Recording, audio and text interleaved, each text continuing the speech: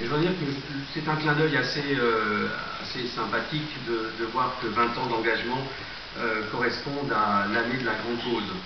Je pense que vous avez, la Fondation, persévéré pendant ces 20 années, ça n'a pas toujours été facile pour vous, et le fait que ces deux événements coïncident n'est peut-être pas tout à fait un hasard, parce que je pense que, comme tout le monde va sans doute le dire aujourd'hui, les choses bougent.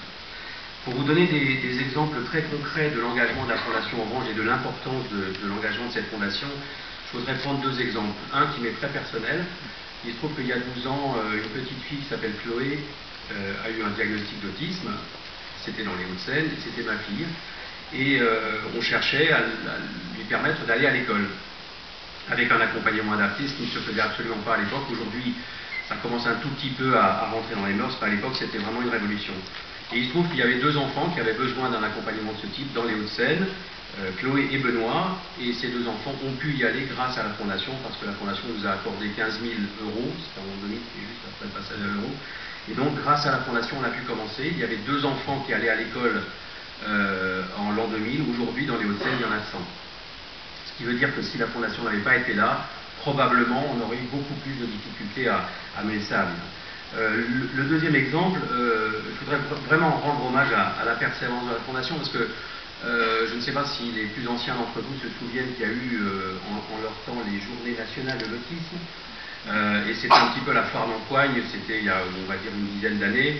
C'était très compliqué à organiser, et il faut savoir que le milieu de l'autisme, certains d'entre vous le savent certainement, est un milieu un petit peu compliqué, surtout le milieu des familles. Je ne parle même pas de la recherche parce que je connais mal. Et c'est vrai qu'à l'époque, pardon, je sais que Martial Hérault est dans la salle, moi, il se souvient certainement que les bisbilles entre Autisme France et Sésame Autisme à l'époque, tout cela est du passé derrière nous. Enfin, à l'époque, ça posait pas mal de soucis, mais la Fondation a tenu bon, et si aujourd'hui on a obtenu la grande cause, je pense que une partie du mérite en revient de manière directe ou indirecte à la Fondation. Moi, je passe beaucoup de commandes, mais enfin les occasions sont rares, et j'en profite puisque l'occasion m'en est donnée. Je terminerai par deux petites choses.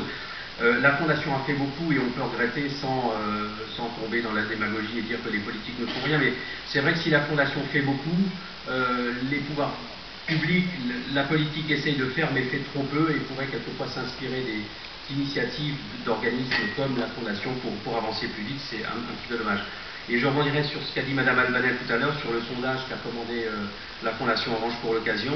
86% des Français considèrent que l'autisme n'est pas une priorité en matière de recherche. Là, je quitte un petit peu mon rôle de défenseur des familles, mais enfin, la recherche sans les familles, ça n'existerait pas non plus. Et donc, ça veut dire que le chemin reste à faire. Il y a eu beaucoup de chemin, je pense que beaucoup de chemin parcouru, vous allez en parler tout au long de la journée.